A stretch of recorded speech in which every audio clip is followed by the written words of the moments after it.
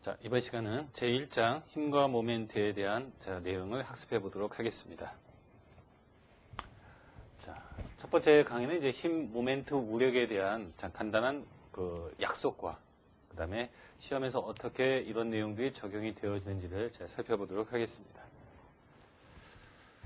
자, 먼저 이제 힘에 대해서 알아보도록 하겠습니다. 자, 힘은 파워, 폴스 이렇게 부르고 있는데 물체를 이동시키려는 힘을 단순히 힘 이렇게 부르고 있고요.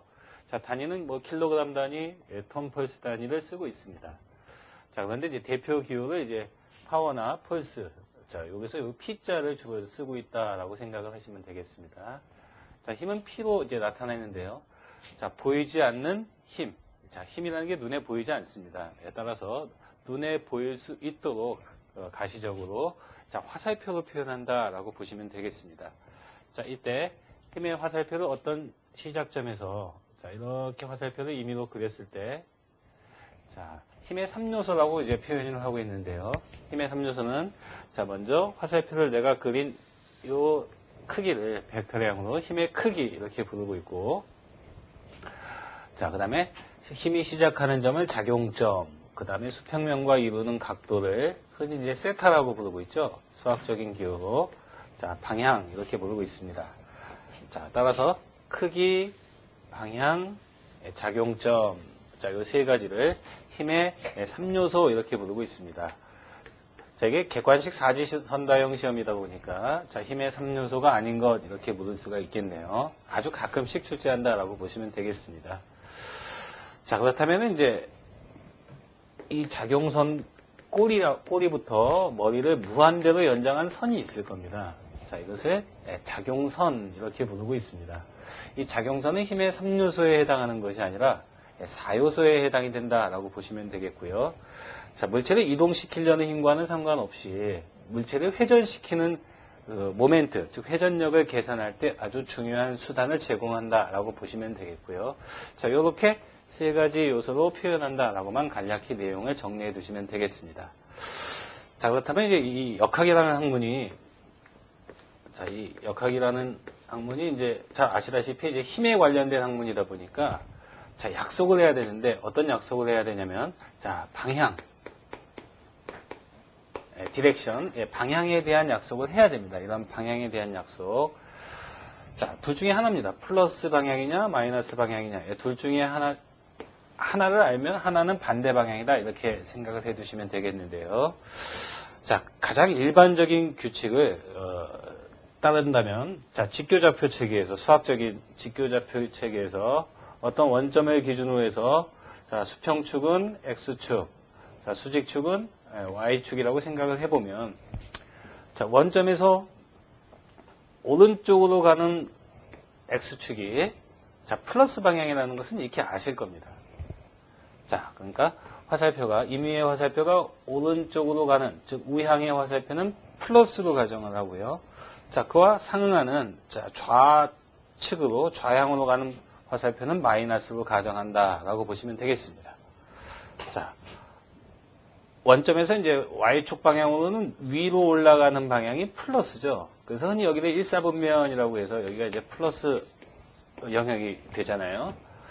자, 그러니까 원점에서 위로 올라가는 화살표를, 즉 상향의 화살표를 플러스로 가정을 하다 보니까 자, 하향의 화살표는 마이너스로 가정이 되더라라고 보시면 되겠습니다. 자, 이 방향에 대한 내용은 시험에서 출제가 되지는 않는데, 자, 이런 내용을 모르고서는 자, 이 응용역학을 처음부터 끝까지 내용을 전개해 나갈 수가 없습니다.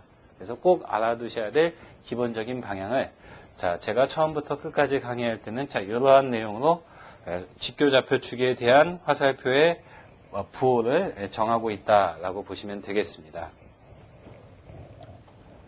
자, 그렇다면 이제 이 힘에 대해서 시험 문제 출제가 될 수 있는 내용이 바로 이런 내용들입니다. 자, 작용점이 어떤 한 점에서 같은 두 힘의 합력을 구해라 라는 내용인데요.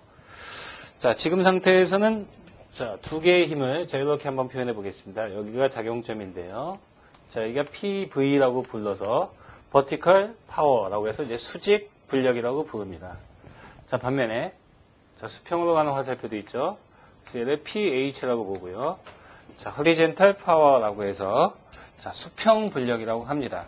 그럼 이 두 개의 힘이 합쳐지면은 화살을 쏘듯이 하나의 힘으로 대각선 방향으로 날아갈 거다 이런 얘기입니다. 자, 이러한 방향으로 힘이 하나가 날아갈 거다. P라고 표현해 놨는데요. 자, 여기서 R이라고도 씁니다. 영어식으로.